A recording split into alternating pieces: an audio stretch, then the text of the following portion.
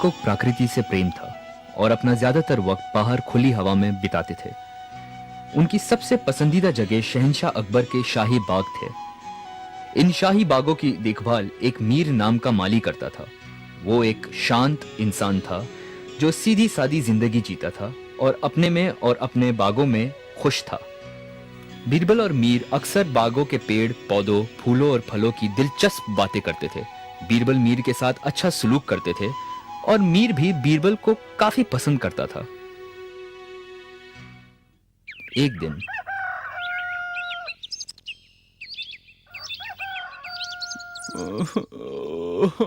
मैं क्या करूं, मैं तो बर्बाद हो गया, मैं लुट गया, मैं क्या करूं, मैं तो बर्बाद हो गया। कोई तो मुझे बचाए, कोई तो। क्या हुआ मीर, तुम रो क्यों रहे हो? कुछ नहीं, कुछ नहीं। क्या मतलब कुछ नहीं? तुम यहाँ बैठे जोर से रो रहे हो। मुझे बताओ दोस्त, क्या हुआ?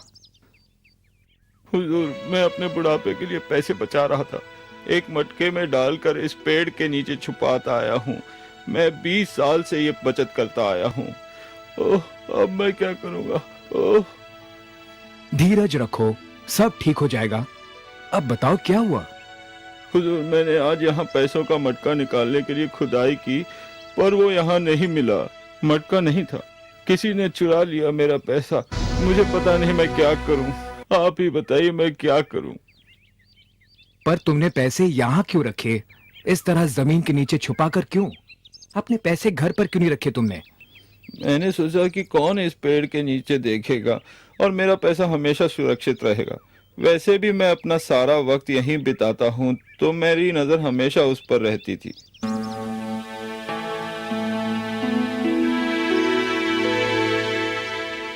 अगर ऐसा है तो जिसे तुमने बताया था चोर वही है। किससे बताया था इसके बारे में? किसी को भी नहीं हुजूर, मैंने किसी से नहीं कहा था। तो फिर किसी ने तुम्हें यहाँ पैसे डालते हुए या निकालते हुए देखा होगा। लेकिन यहाँ पर तो किसी का भी आना मना है, सिवाय आपके, जहांपना और उनके कुछ मंत्रियों के। हाँ, ठीक कह रहे हो। मुझे वक्त दो, मैं वादा करता हूँ तुम्हारे पैसे ढूंढ लूंगा। अब घबराओ मत, घर जाकर आराम करो।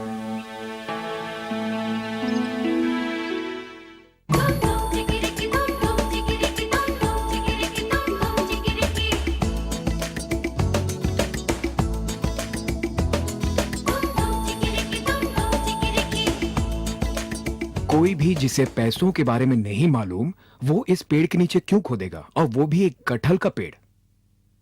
हाँ, कोई वैद्य या हकीम पेड़ के नीचे खोद सकता है दवाई बनाने के लिए। हाँ, ये ठीक है।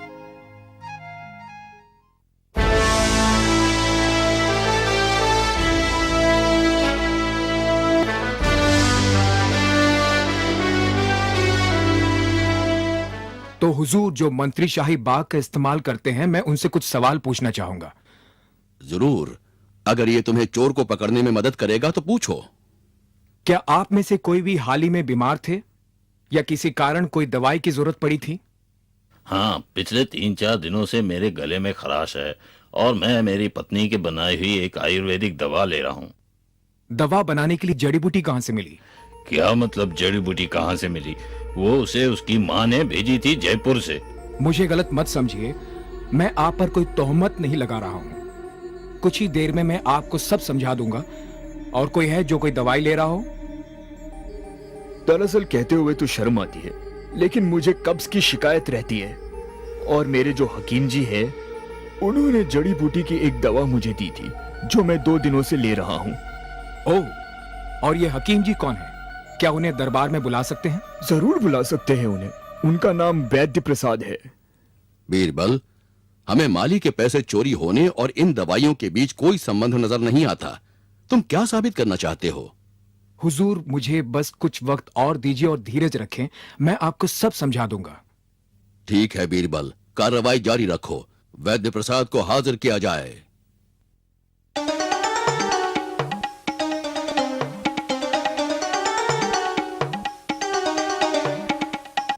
आदाब जहांपना। आदाब। तुम्हें यहाँ बीरबल ने बुलाया है, हमने नहीं। वो तुमसे कुछ सवाल करना चाहते हैं।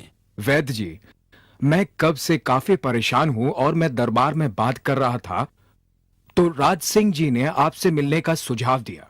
आपने उनके लिए एक ऐसी दवा बनाई है जिससे उनका हाजमा ठीक हो गया है।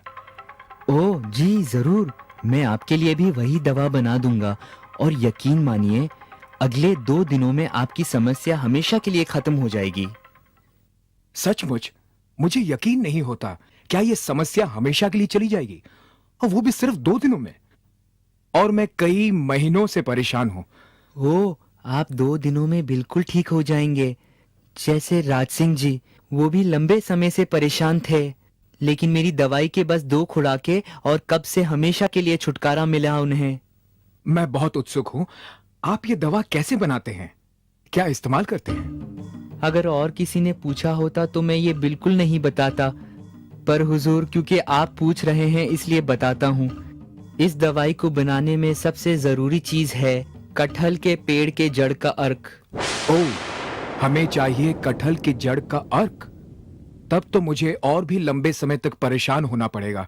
आपको इस शहर में कटहल का जड़ कहाँ मिलेगा?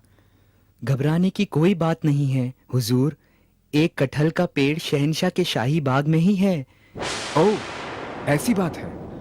खैर वैद्य जी, मैं आपको सच बोलने का एक मौका दूंगा मीर के पैसे लौटाने का। जो बाग का माली है वो पैसे जो आपको पेड़ के नीचे मिले। मीर जी हुजूर, मुझे माफ कीजिएगा।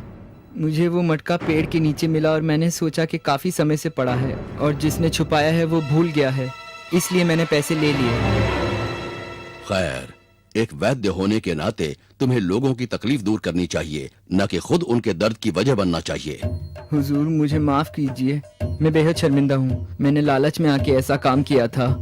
मैं ऐसा कभी नहीं करूँगा हुजूर। हुजूर, मुझे लगता है हमें इन्हें माफ कर देना चाहिए सच बोलने के लिए। ठीक है, अगर तुम्हें ऐसा लगता है तो। हुजूर, अब हमें मीर को बुलाकर यह खुशखबरी सुनानी चाहिए। जरूर बीरबल, जरूर। मीर दरबार में पेश हो।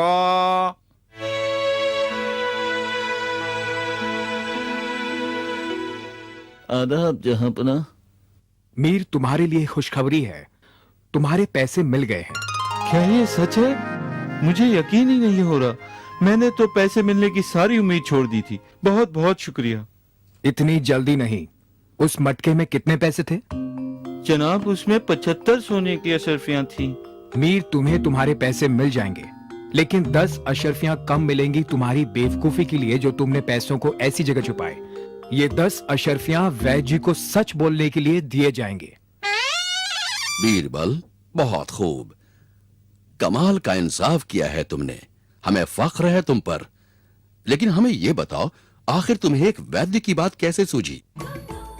हुजूर, मुझे एक वैद्य की बात इसलिए सूझी क्योंकि उनके पास ही कोई अच्छा कारण हो सकता है कटहल के पेड़ के नीचे खुदाई करने का, वरना और कोई तो फल तोड़ेगा, जड़ नहीं। बहुत खूब। शाबाश बीरबल, शाबाश। शुक्रिया जहांपना, शुक्रिया। शुक्रिया हुजूर, शुक्रिया।